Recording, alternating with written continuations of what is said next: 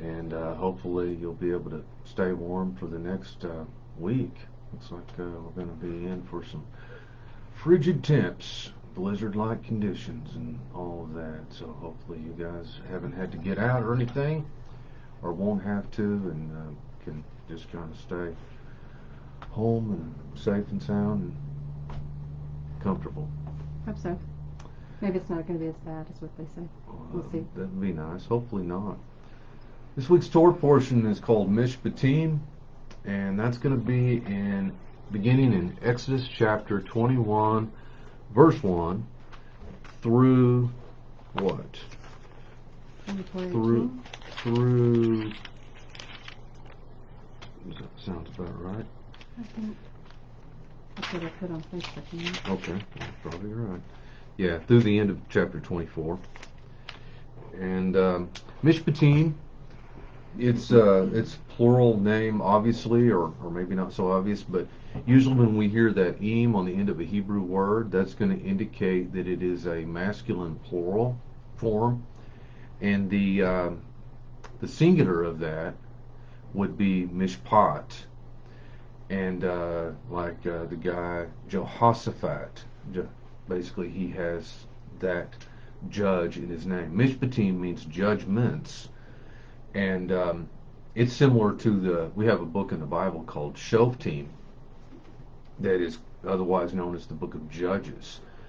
And we actually have another Torah portion in the book of Deuteronomy called Shoftim. And it's kind of strange because Shoftim, the Torah portion Shoftim in the book of Deuteronomy, and this portion in Exodus or Shemot, Mishpatim, are very similar, and those words are very similar, and it's kind of interesting. We just recently found out, like everybody has a birthday portion, whatever Torah portion would have been being read at the time, the Torah portion for that week in which your birthday would have fallen that particular year. And mine is Shoftim, that one in the book of Deuteronomy, and Julie's happens to be the same as that, even though she was born in a different month in a different year. It still ends up corresponding to that same Torah portion. So I thought that was pretty neat. If you looked it up right. Yeah, well, thanks a lot. Which is more than I would know how to do at this point. Thanks a lot. Yeah. All right. So Mishpatim is a type of commandment, and so in this Torah portion in verse 1 of chapter 21 it says, "And these are the ordinances that you shall place before them," or some translations may say, "And these are the judgments," depending on what translation you're using.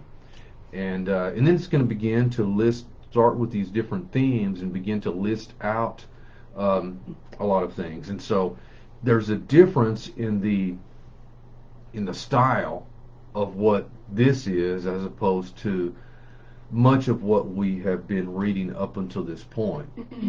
Like you may want to comment on it in terms of literary, in terms of how this is basically we've been reading more of a narrative of what happened while the children of Israel were in Egypt or Mitzrayim, and then all the things, the plagues and all the things that God did for them and brought them out.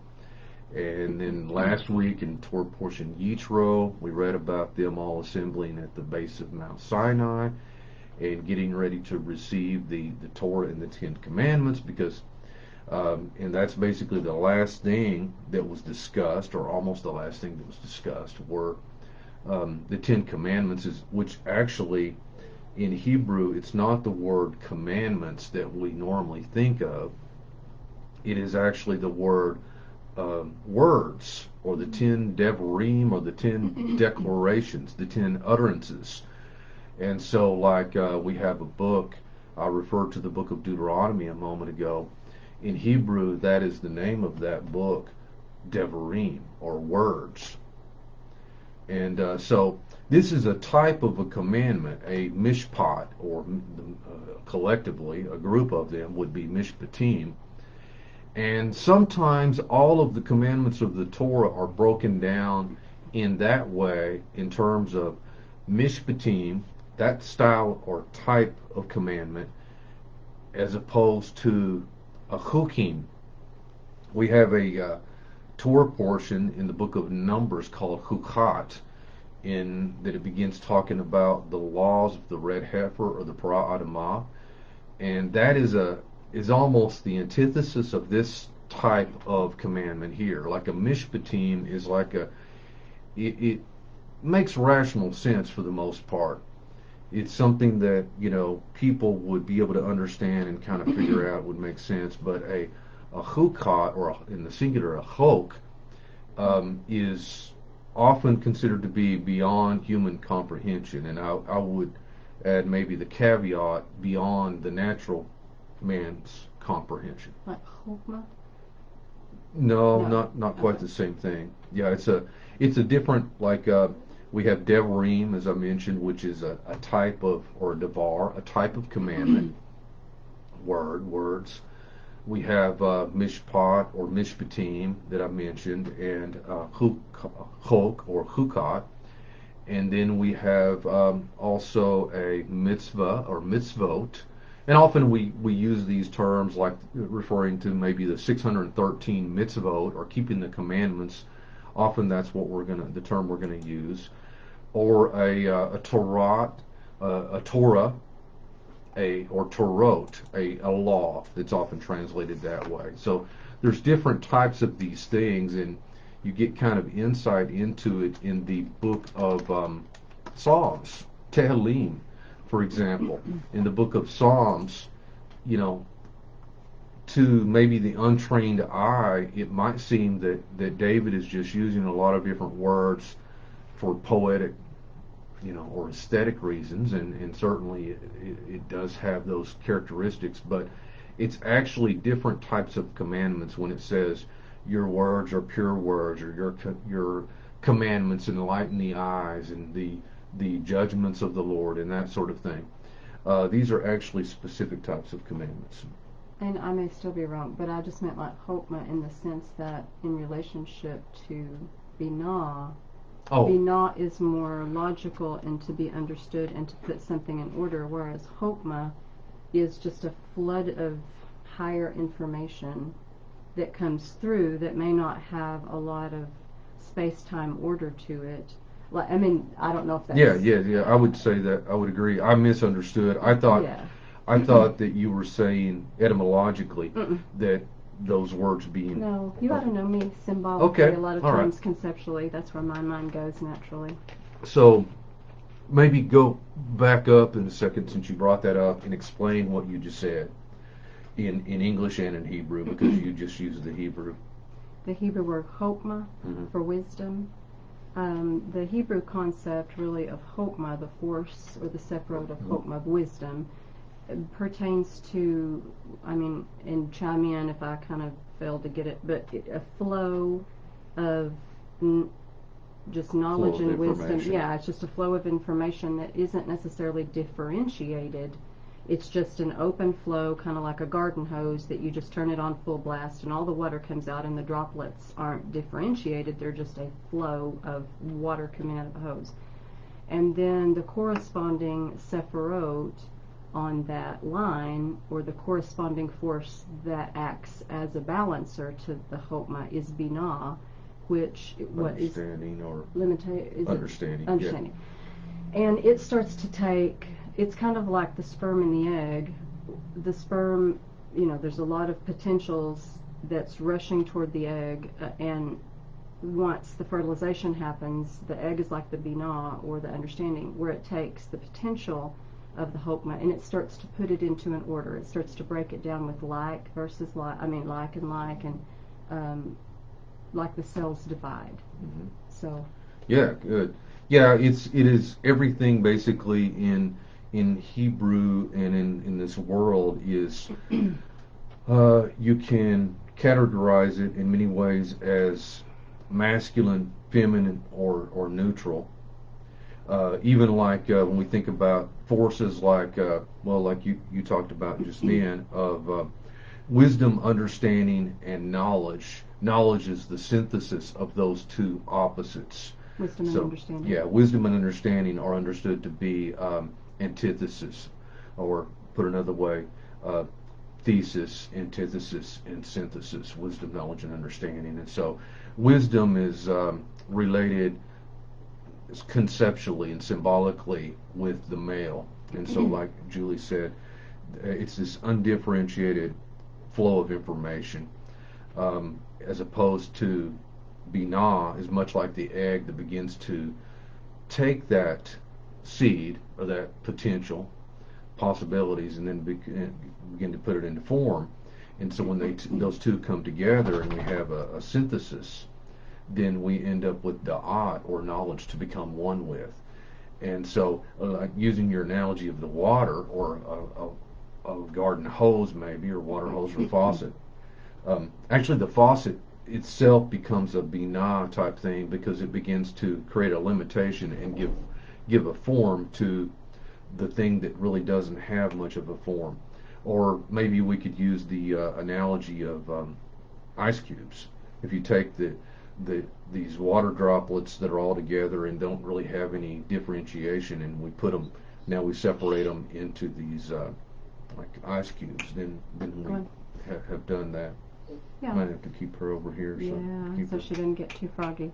And then da'at, the knowledge in a Hebrew concept, is, I had a lot of rearranging to kind of have to do coming to da'at, because my Western concept of da'at, or knowledge, was just information, pieces of information. Whereas in the Hebrew mindset, da'at is, like you said, a knowing, like a man would know his wife, like an intimate, connective knowing, where something greater than the sum of the parts of the wisdom and the understanding come together, and they synthesize or create a new level of understanding in da'at, to truly know, not just knowledge, but to truly know, and to have synthesized that knowledge into an order that makes sense, that synthesizes into a whole new level of being. Yeah, like the sex act in Genesis.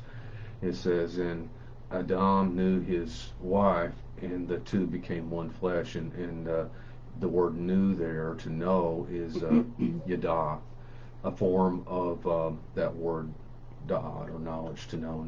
So yeah, to become one with is the whole idea there. And the reason she brought that up is to show the way this works often. I was talking about how a judgment, or this category Mishpatim, is the opposite in many respects of a chok or hukat, or an ordinance, a decree, sort of like the red heifer and other ones that are beyond human comprehension, according to the rabbis. Like chokmah, like wisdom, in that sense, the wisdom of God, kind of. And so my mind just conceptually made a link, where not etymologically with the word, but with the concept. Okay. Well, the first part of this gets into talking about the laws associated with a Hebrew slave. Okay, and I've spent quite a bit of time in the past talking about this, so I thought we would just maybe try to brush over this pretty quickly. It's important, and it deserves a lot of attention, especially in light of it's such a socially and politically and racially charged issue, and lots of other things, but that we tend to, I talk about how we look at the Bible, how we look at reality through these inherited lenses and the conditioning from our culture. And so it's pretty difficult, probably most people, when they begin to read about this, as it begins here, if you buy a Hebrew bondsman, then he shall work for you 6 years and go free in the 7th year. And so we got to notice it's a Hebrew bondsman, for one thing, and that I think a lot of people immediately read race into this and skin color and stuff like that, and that's not really the issue we're dealing with here at all. But this is and some people might say, well, see there, the Bible condones slavery or promotes it or that sort of thing. And I suppose an argument can be made for that in some ways, but on the other hand, this is kind of a strange thing that a lot of people don't think about it. Like there in the book of Numbers, I believe it is, it's these daughters of Zelophehad, and you might have to Okay. let her out. Yeah. Excuse me, I'm going to go round up a dog. Sorry. It's all right. The daughters of Zelophehad in the that are descendants of Manasseh, and there weren't any males in their household, and so they would have lost their inheritance. Their land inheritance would have gone someone else, and they wouldn't have been able to have that at all. And so they went to Moses with this complaint and asked him about it, and he said, "Well, I will pray about this." And then because these ladies brought this issue up regarding the land inheritance for women that didn't have a male heir, then this law came about. And it makes you wonder, if they hadn't said anything, would there be Right. this law exist? And so, and it also makes you wonder if somebody would have maybe asked questions related to this, if there could have been another answer Sure. too. Because in some ways, God operates within the human framework in some respects. I mean, and we can kind of see that how culturally, how Abraham married his half sister, which is really forbidden later, and how Jacob married two sisters, which is also a violation of the Torah commandment. But these things were part of the culture at the time, and these things were incremental, and really there's sort of an evolution in many respects of revelation and of transformation of these things. Well, and I mean, you just can't get away from the fact that the Bible says what it says. Mm-hmm. And I mean, that's true. You can. It's not always comfortable, but for people of the book, or people who are going to use the scriptures as a baseline, not in terms of legalism, although there is literal application to a lot of these things. But if you're going to use the Bible and at any given moment, your best understanding and synthesis of the whole thing, not cherry picking what you like and leaving what you don't, but really going through this. And I think for me, for Torah, I don't know, when did we start doing this? I mean, it's in the 90s.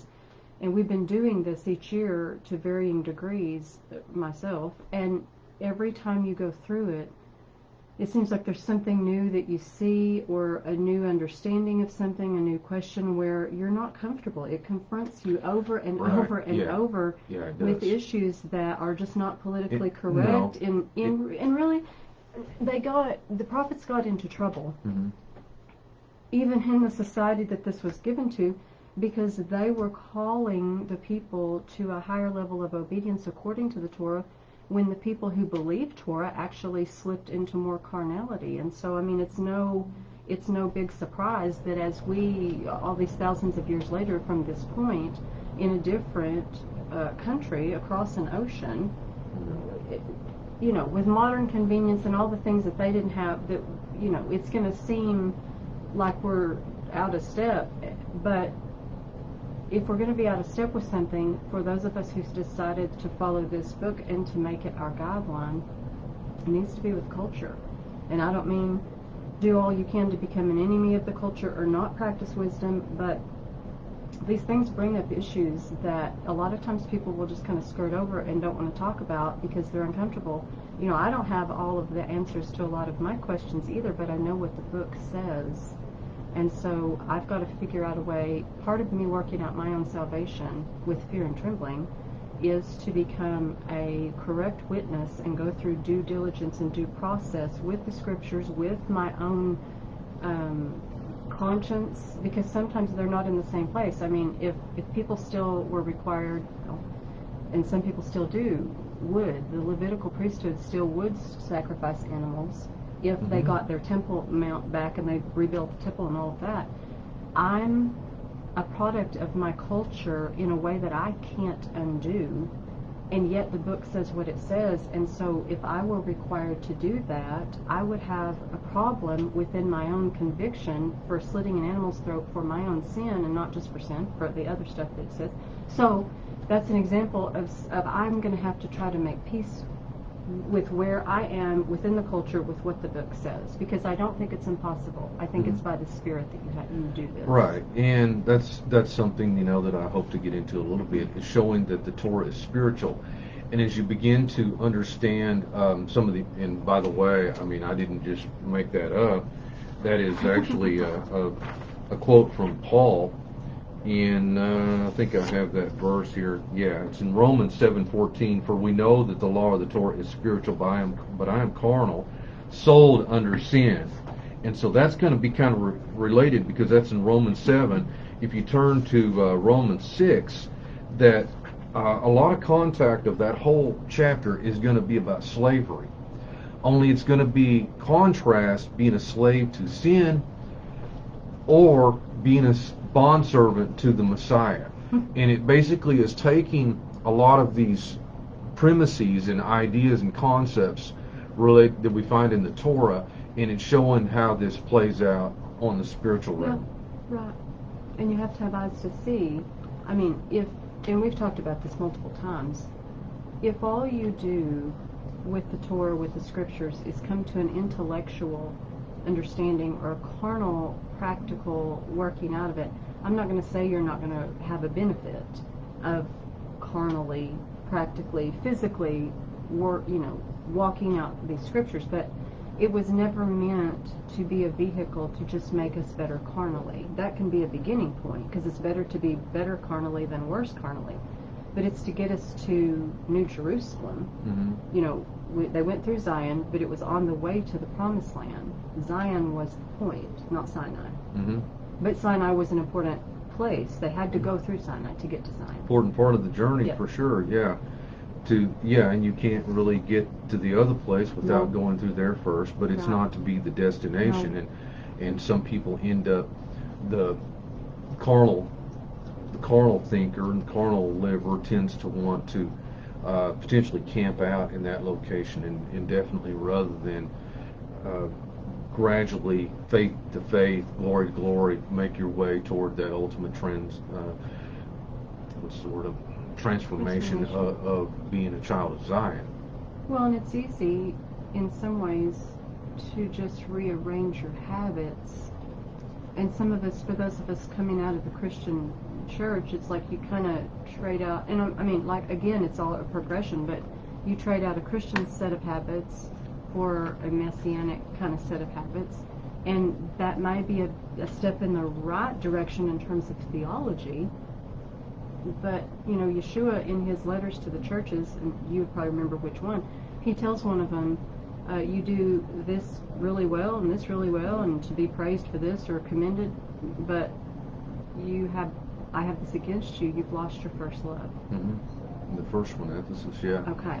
And so, you know, they were to follow the pillar of fire and cloud, and when the pillar of fire and cloud led away from Mount Sinai, they were to follow that wherever it led. And I think people, at least my experience in the Messianic movement, of what I've observed is that, oh, now we've got this theology or whatever, and they just camp there, and they don't ever take it inside to try to transform this. Mm-hmm. It's almost like they've camped on the wrong side of the Jordan, and they're content there.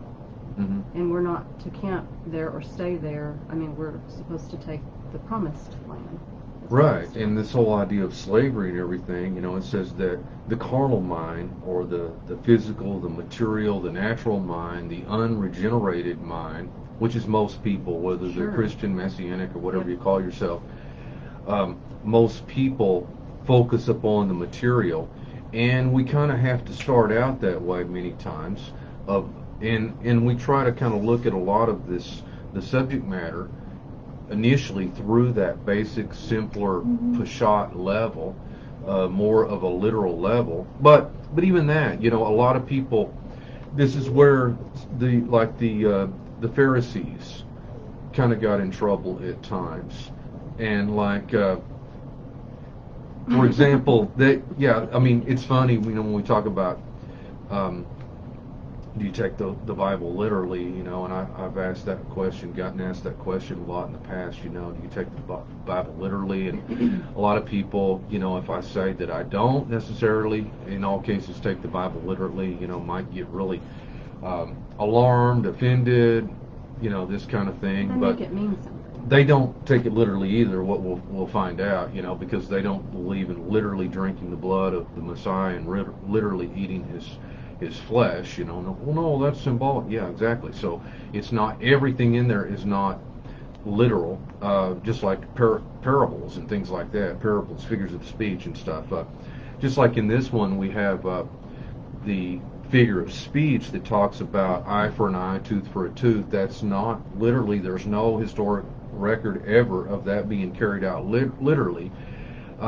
It basically, no more than in our society where we say that car must have cost an arm and a leg. That is not literal. It's an expression that illustrates that it cost the person greatly.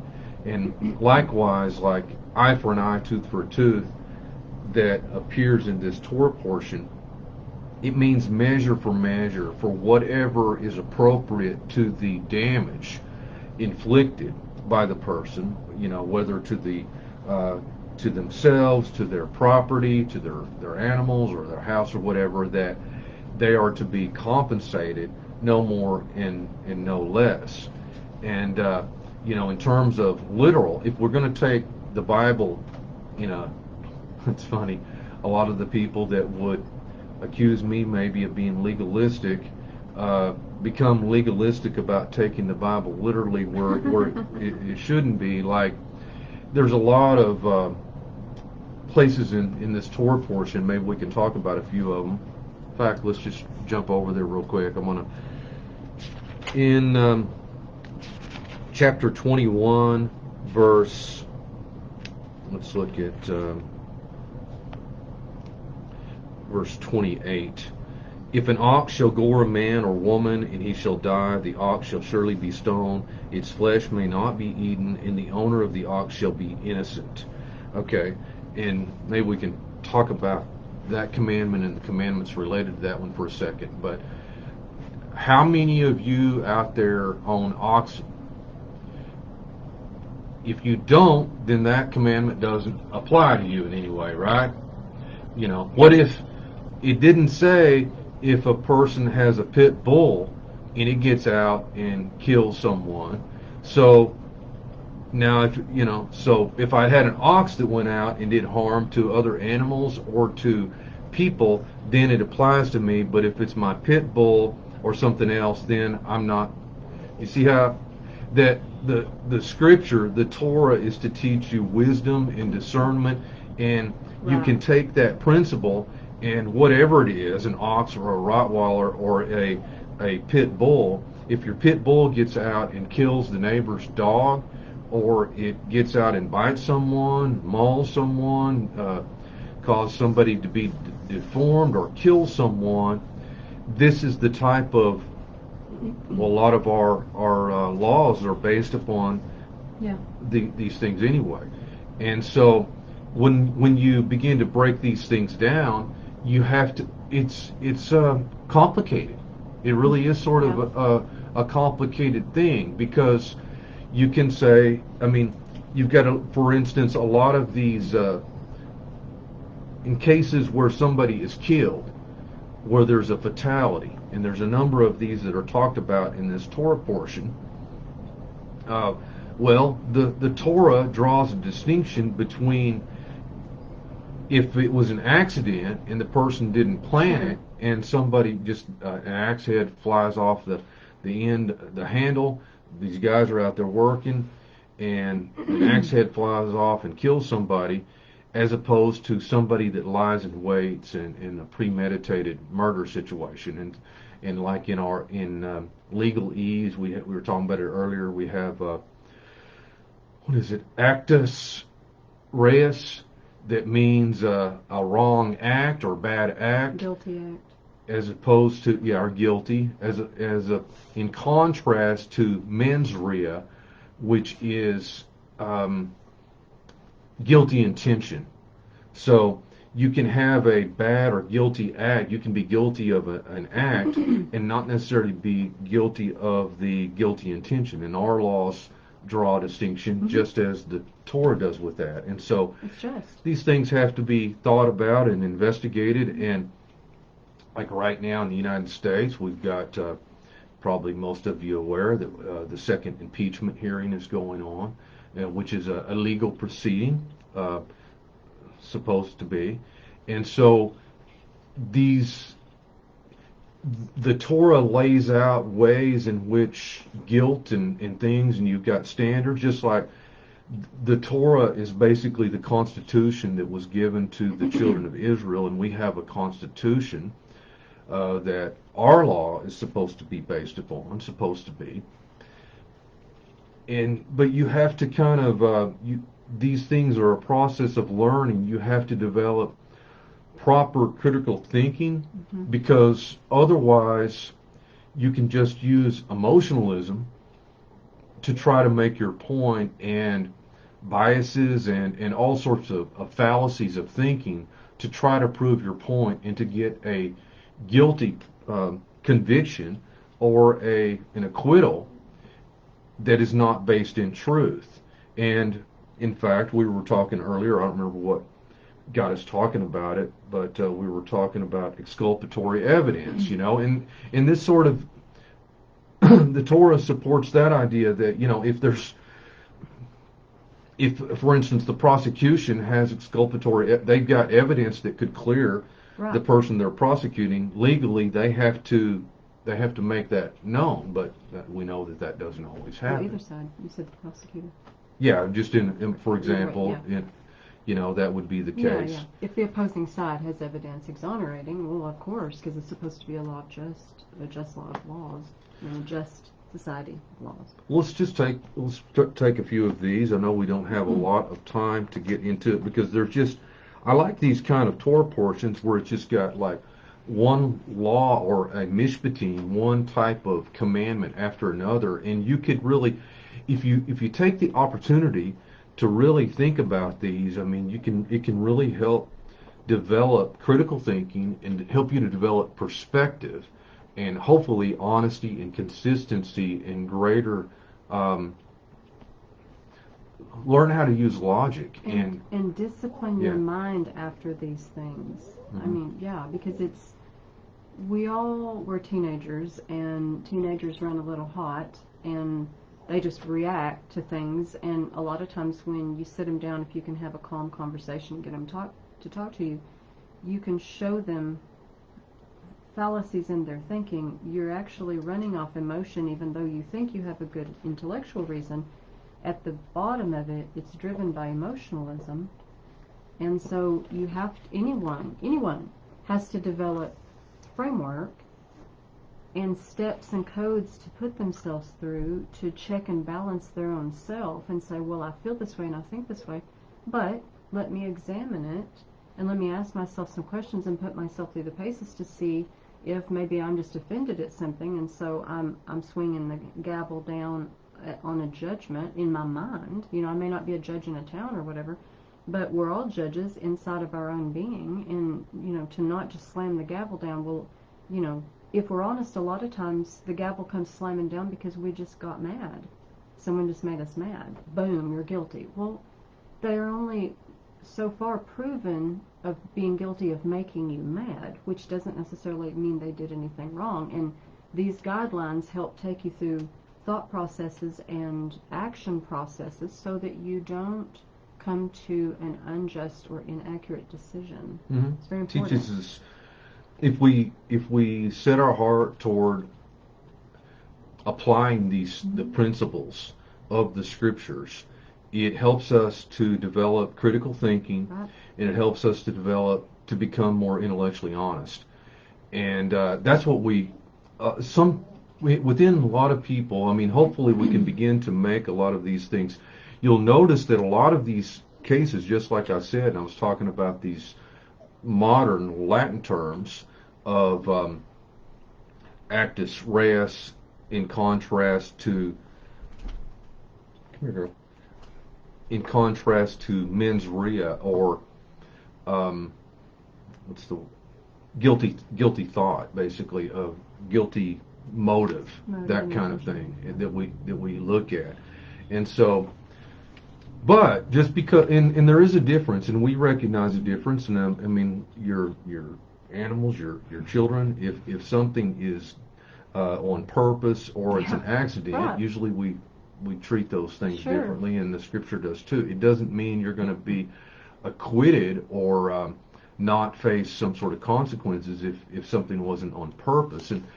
But you know, it does make a difference. I mean, Yeah, it does. when we look at these Absolutely. things. So, if an ox shall gore a man or woman and he shall die, the ox shall surely be stoned. So this animal is killed. If it kills somebody, causes a fatality, its flesh may not be eaten.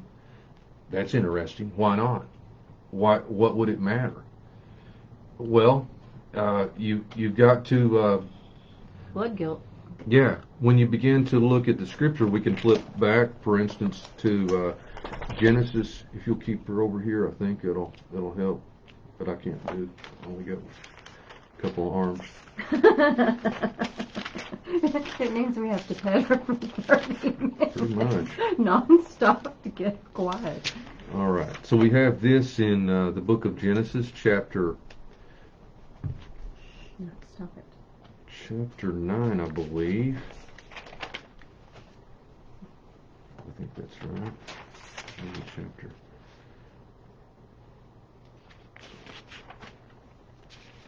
I was looking at it this morning. Yeah.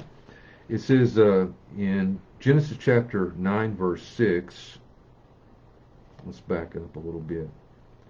It's talking about the prohibition against eating blood. And it says, however, your blood, which belongs to your souls, I will demand. I'm going to back up to verse 3. Every moving thing that lives shall be food for you, like the green herbage. I shall give you everything. Now, it doesn't mean everything. You're not supposed to eat bats. Probably a bad idea. You might get coronavirus from that. Or there's a lot of things, if you eat, it will kill you. You know, and it's not good for you.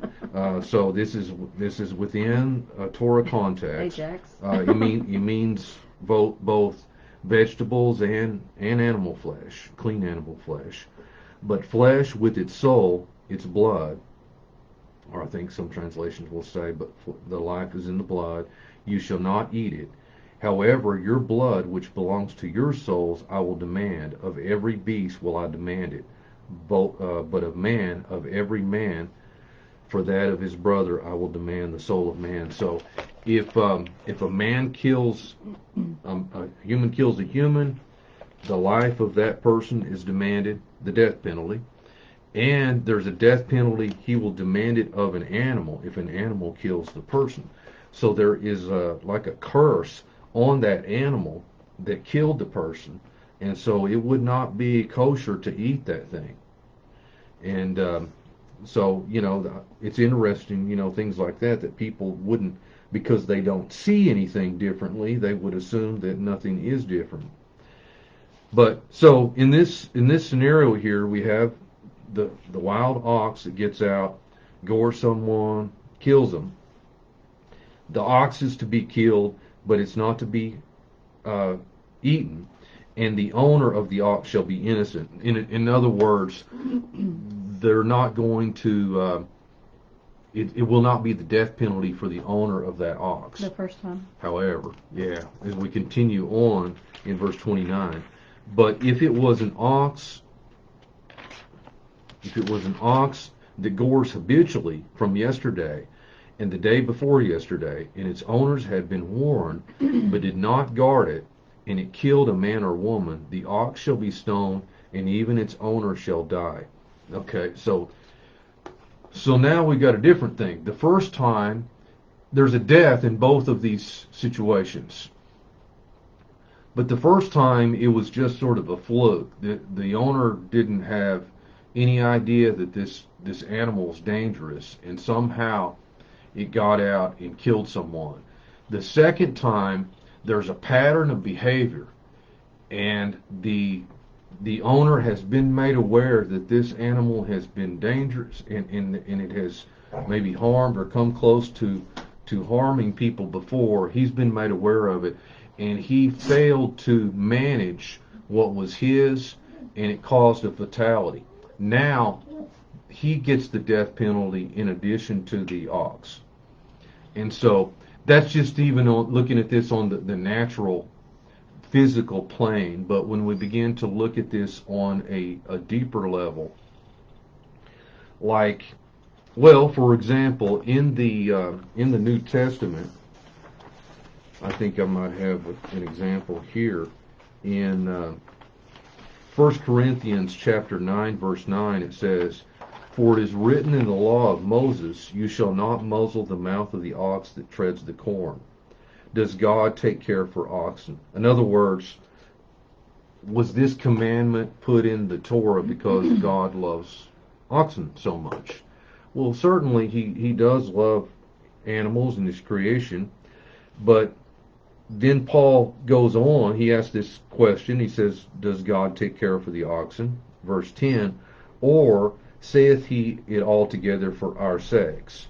For our sakes, no doubt, it is written, that he that ploweth should plow in hope, and he that thresheth in hope should be made a partaker of his hope." So it's talking about, he says, does God care for oxen, or was this commandment given for for the reason because of people? And he says, yeah, it's no doubt it is for our benefit and sake that this commandment is given. And in the book of 1 Timothy chapter 5, verse 17, it says, "Let the elders that rule well be counted worthy of double honor, especially they who labor in the word and doctrine. For the scripture says," and so he says, yeah, the elders ought to be counted of double honor, especially those that labor in the word and doctrine or theology. And then he says, because of this, because the scripture says, "You shall not muzzle the ox that treads out the corn." And again, the laborer is worthy of his reward. So he takes this Paul mentions this verse about an ox, about muzzling the mouth of the ox twice, in talking about spiritual matters. You want to elaborate on that a little bit? Nothing's really coming to mind. I'm sorry. Well, just like the commandment about the ox, that we're not to muzzle the like, so the ox is out there plowing up the ground, and I mean, if some corn is there, he should be able to have some kind of reward for he's doing all the work, and he should be able to eat something while he's, like the priesthood. Yeah, exactly. And so Paul talks about that principle that it wasn't really given for the benefit of the ox, and yeah, I mean it is, but that the main reason is for people. Sure. But you've got to be able to see that.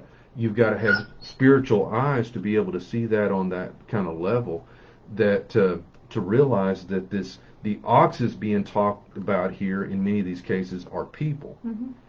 And so when we're talking about the goring ox, if the ox here that treads out the corn represents elders and those that labor in the word and such, then it would make sense we could look at the goring ox as a similar type thing, that you've got people or that have individuals that have characteristics like, and we even, in this part of the world, we have for about every kind of figure of speech or every type of human attribute, we have an animal symbol or archetype that we reference, and the Bible does that a lot.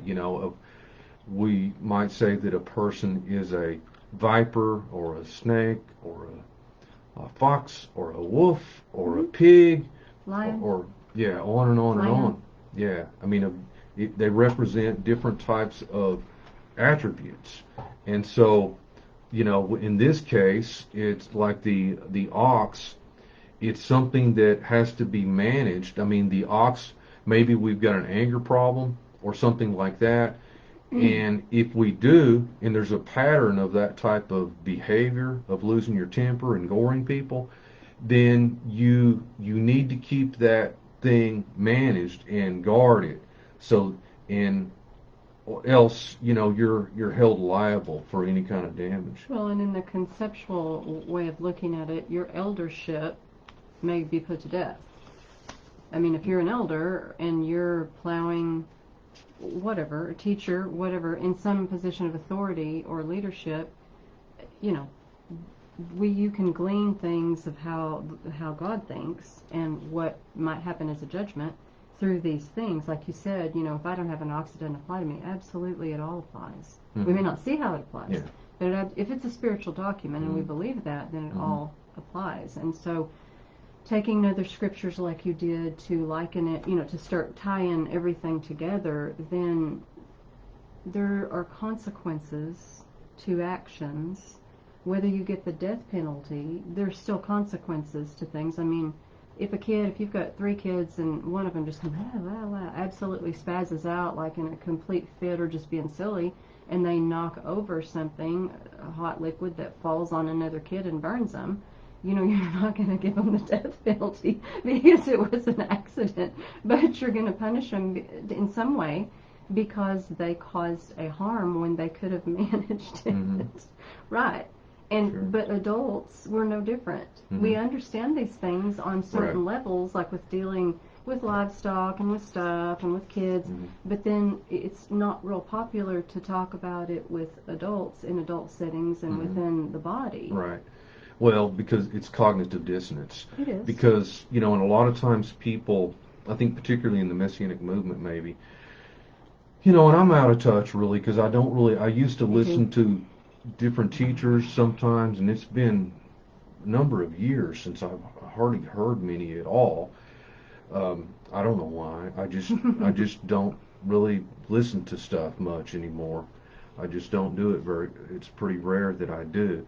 But I think that, a lot of folks like, especially when you go to some of the bigger Sukkot gatherings and stuff like that, and you meet people from all over the world, and you hear different presentations and stuff like that, and and just like not that there's anything wrong with that. I mean, there's a need to look into different things, prophecy and stuff like that, but like you've got people maybe that are obsessed or seemingly with different types of theological positions and issues, whether it's the sacred name or calendar issues or things like that, and that dominates their thoughts and minds and their teachings and everything like that. And their walk. Yeah, but when they walk outside of their house and they get into their vehicle and they drive down the road and they go into Walmart and grab a shopping cart, none of that has anything to do with what they read in here, but it does. It does, absolutely. It's cognitive dissonance, and that's what happened like the Pharisees, that they were doing a lot of the same things, that they were straining out gnats and swallowing camels and that kind of thing, because like these types of commandments are, if we're utilizing this properly, will affect when you walk outside the way if you like we've got obviously a couple of dogs. If I let my dog go out and crap on the neighbor's yard or that sort of thing, that's a violation of the Torah. Without cleaning it up. Not managing it. My dog, the dog shouldn't be going onto somebody else's property. If he is, I'm not managing my dogs. I agree. And so, and especially if they go over and do harm or something like that. They're digging their flower bed, and I mean, we've got a neighbor who has flowers, and she has really a great display of flowers in her yard every summer. And if I just let my dog, never mind the fact that there's not a fence in the front and my dog could die, which I see people do all the time. Yeah, it happens, and they get out on the road and get killed. Or, someone wrecks and could injure themselves while hitting the dog. And if they go over there and dig up her flowers, that's mismanagement. Mm-hmm. And you can say, oh, it was an accident. And sometimes accidents happen. Mm-hmm. Sometimes they do, and we've all had those things happen. Fewer accidents happen to people who are paying attention and managing their responsibilities. Mm-hmm. And I mean, I had to learn this from a teenager to a young person to almost 50 now.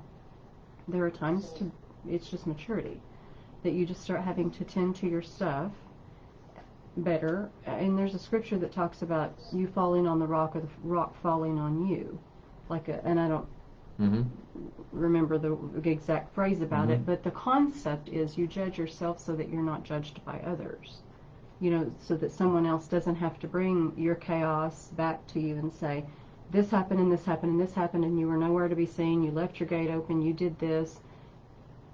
Well, and dealing with the truth honestly and humbly, as opposed to the truth dealing with you later. Absolutely. Because of not dealing with it or whatever. Exactly. Yeah, when you start really trying to become conscious and internalize these, which is the whole idea from be written internally on your thoughts and minds, and not to be just some external theological thing that you carry in a case, you know, or whatever, but it's supposed to be living and inside of us. And so, like, if I get into my vehicle and I drive down the road and I cut people off in traffic and tailgate and all that is not in line with the spirit of the Torah and these kinds of commandments. Or if I get to Walmart and you know, how do I just charge ahead down aisles and move people out of the way or get in front of people, or do I show patience? Do I let people go in front of me? Do I let them go ahead? Within reason. Yeah. And I saw a meme the other day that I liked, and it said, I'll probably botch it, but essentially it was something like, successful people don't just leave their cart at the, basically successful people put their cart away. Well, and again, you could say, is it because of the cart? Is it because carts matter that much, or what? Or is it's indicative of an attitude if there's a pattern of that kind of thing? All of those things are patterns of behavior. Sure. Another thing, if the person, you or a person, they open their door and a sack flies out of their door, and what we're basically dealing with is different manifestations of chaos. If a person isn't responsible and order their own chaos, they unleash that chaos upon the world, upon their neighbors, upon their family, upon their community. Which isn't their right. No, it's not. And you're far from a Torah obedient person, much less a spiritual person, if that's the way you do things. You know, from the way you park in a parking place to if you let your trash blow out of your car or litter, those kinds of things are all, you're not managing your stuff, and you're not making the world better. You're contributing to the chaos and ugliness of the world. Well, and I mean, like I said, accidents can happen. I've had things blow out of my car when the door opens, and I'm not going to run 5 miles down the road chasing a Walmart sack. Yeah, but, if you can. But well, because I'm wheezing, I won't be able to do that. But it causes me to manage what's in my car from that point on. Mm-hmm. Yeah. And so it's not that you endlessly chase the stragglers, it's that you understand the right way to manage what is your responsibility, which doesn't have to be chaos, but when you don't manage it, that's when chaos can ensue and negatively impact people. And look outside, and you don't even have to look outside. Most of us can look in our own living room to see areas and ways, us included, absolutely, that we're not managing things properly. But the effort has to be made to start doing that better. Absolutely. My point with a lot of that is that people tend to look at part of their life of, okay, now this stuff doesn't matter now, like how I drive, how I pull into a parking place, how I manage or don't manage my shopping cart, or how I shop, how I treat the cashier or the waitress or whatever. All of those things really are more about who you really are than what your belief on the rapture happens to be, or whatever. Absolutely, absolutely. How you use your power. If you're in a position of power more than someone else, like when you go into a restaurant and you talk down to wait staff, and I don't mean Keith will get on to me sometimes because they'll send me something I can't eat, and it's not all the time, but I'll respectfully request that it be done a different way. But when you mistreat people that are not in a position to really fight back or to answer back, I mean, you see character issues there. How do you use your power? How do you manage your responsibilities when no one is looking, when no one sees? It's not, I've had people say things like, well, what does it matter when you do this when it doesn't get you ahead or when no one's looking? Newsflash to every believer, someone's always looking. Someone's always watching. Elijah understood that. The Lord God before whom I stand. You may not see him, and I may not physically see him either, but I guarantee you things are getting written down in books if we believe the scriptures. Every word, we'll have to answer for every idle word. I mean, that in itself should cause a behavior change. And I don't mean not being able to have fun or not being able to be honest or being muzzled, but it causes you to start filtering, which is a limitation, which is a form of control on an undifferentiated flow. It causes you to start filtering out, how would God feel about this? What's he already said about this? And start aligning to that. That's maturity. Remaining time, which is not much at this point, I thought we might look at this one right here. Here's another. This is in chapter 23, verse 1. It says, "Do not accept a false report. Do not extend your hand with the wicked to be a venal witness." Venal is like somebody with a proclivity towards that. A weakness that they could be bribed easily or manipulated into rendering a decision in a way that's going to benefit them. In the contrary of that would be somebody who's going to render a decision or make of some kind or make an action based upon that they don't want to a negative consequence happen in them somewhere to disapprove someone or someone's. But if your job is to render a just verdict... Well, all of our jobs are that. Well, I mean, absolutely, but I mean, especially just in the context of, like, you judge art shows sometimes, and, right.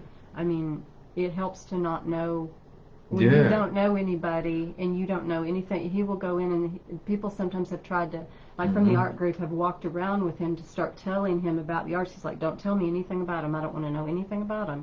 I want to be able to judge this on the work alone as well as I can, because those things can start to work on you even though you don't want them to. I mean, if you know someone is very, very poor and they're down and out and maybe they've had cancer, I mean, whatever, it can start to work on you because you want to see them succeed. You want to give them something back for all their hardship, but maybe their painting isn't the best painting. Yeah, and that's hard. Yeah, those kind of, well, that's an example in real life of if people, maybe some talent competition or an art show or whatever, and you're voting or you're judging that or in some way, it really is difficult. You've got to really try to be honest and objective and know yourself the best you can. And if you sometimes you might, or maybe at your workplace there might be a situation, maybe there's some kind of a thing that a contest, and you've got to decide, or you're part of the panel that decides, and you realize that if you go this way, it could benefit you if you make a decision that is for the boss's kid or whatever. Yeah. Or if, on the other hand, if you tend to side against that person, then it might blow back on you negatively in some way. And so, to be able to, it's not an easy thing, but sometimes, like you said, people make decisions. It tells us in the scripture that we're not to show preferential treatment toward the wealthy or toward the poor. So some people may be on a court in a trial would maybe, let's say you've got a poor person, and maybe the defendant is maybe some big corporation or whatever. A lot of people, or the race of the person. If you got a poor minority or something versus a big corporation, a lot of people would just try to throw the book at the corporation, whether no matter what's right, true, false, and that is not the way it works or should work. That's the kind of world we're in now, but that is not just. That's not honest. No, and Elijah, I mean, the same could kind of be said to illustrate the point. We all have someone before whom we stand. Mm-hmm. Whether it's the boss, a political party, a church, a mama and daddy, a spouse. And I'm not saying that we can't take into consideration how our choices absolutely are going to impact the people that we're around. I mean, that's part of being a mature person in a world that's connected with each other, with itself. But,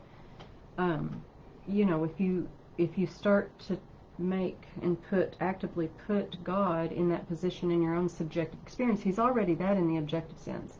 He's already objectively God sitting on His throne, regardless of whether you believe Him or acknowledge His power, acknowledge His word, whatever.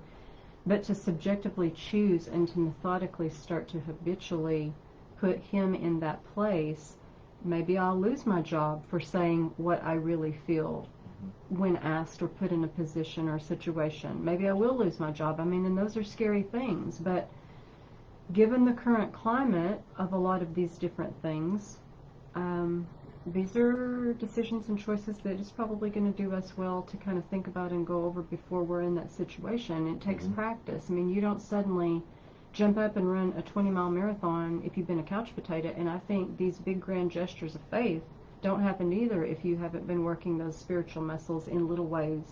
I mean, if you won't take a hit of someone thinking bad about you or giving you a dirty look or rolling their eyes, I mean, if you won't even speak out in a situation or conversation how you really feel because you don't want to see people roll their eyes or think you're an idiot, it's not likely that you're going to do what's right on a big grand scale. I mean, all of us face this, and nobody wants to be socially ostracized or condemned or judged, but when you put God in that proper position subjectively before whom you stand, and I've started praying, Father, let me fear your opinion more than I fear the opinions of men. And I mean, it's a literal prayer that I've started praying, because in some ways I haven't done that, in other ways I absolutely have. And I think probably most of us could say that we have feared what man would think of us, and we've thought about that quicker and been more afraid of that consequence than what God would, how He would feel, and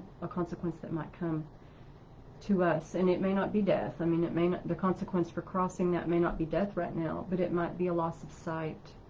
It might be, I mean, you're going to pay the price for choosing wrong one way or the other, especially when you choose wrong against your own conscience. For those of us who already believe that this is reality and it's a scriptural book, in the current climate, a lot of times nothing's going to spark revival like persecution, and that's just historically a fact. And it's not something we want to go through, but it could be one of the best things to happen to the body in a long time. Right. This verse right here, I want to just take a second, and it says, do not accept a false report, which is really interesting, but it's basically puts the moral opus upon you, onus rather, to reject, to not believe, to not accept unsubstantiated gossip, like somebody's, which is all around people all the time, that somebody, or it may be the unsubstantiated gossip might be through the media even, and for instance, do not accept a false report. We just come through about 4 years of Russia collusion stuff, based upon false reports, and the folks on the right, we don't want to make the same kind of errors either of on the other side, because I've got, for 4 years, a lot of the people on the left, or some that I knew, were sure, that Trump was guilty of Russian collusion, that he was going to be thrown out of office and everything, and that obviously never happened and was shown to be totally false. But on the other hand, and who knows, we'll see. But I've had a lot of people from the time of the election. Oh no, Trump's going to stay in there, and they're telling me that I guarantee you, he's going to it's going to all work out in the courts, and he's going to stay in there. And when that didn't happen, it's like, oh no, but he's going to stay in there. And then it's like, but well, he's going to get back in there now, and maybe it's just the other side of the, you had the Russian collusion delusion, and maybe we've got another, we've got all sorts of these delusions on the right and on the left, and a lot of it is from accepting false reports and being respecters of persons. And so we've got to really be careful, honest, and exercise critical thinking. And not carry false reports. Like if we haven't substantiated it. For sure. I mean, we've all been in the circumstances where, like, a family member or a friend, they're against somebody for some reason, and maybe they know something we don't. But they want us to agree with them. And if you don't know, then you don't know. And you have to be faithful to what you don't know, and let that be the truth. It's not that you're saying you don't believe something could be possible, or all you're saying is where you are with what you know, with the facts that you know or don't know. You can't just throw in with somebody because they're your friend or they're your family member because they want you to, and they're convinced of something and have powerful persuasive arguments that are not proven. Yeah, you can't internally, as a judge, slam the gavel down on unsubstantiated, untested accusations. Not against your enemy. Yeah, even against your enemies. Right. Even if it's against people that I disagree with or whatever, politically or religiously or whatever, or political enemies or whatever. The scripture actually gives a lot of things, even in this, like if your enemy's property is found, you're supposed to return that to your enemy, even how much more your friends and neighbors and others, people that are part of your community. We're going to have to go ahead and close down today, and hope this has been of benefit to you. And not been confusing with our dog being it's been a little bit distracting for me, I'll tell you. I'm sorry for that. We took her out and let her go out before this, and it's not feeding time, and so it's like she knows, somehow she has this knowledge that when we sit here and we start talking at this, and that little thing is going, that's when she starts acting up, because she didn't do this when we're not No, it's been sleeping all day. It's crazy. I'm so sorry. All right. Thanks so much. Shabbat Shalom. Hope to see you guys next week. Bye-bye. See ya.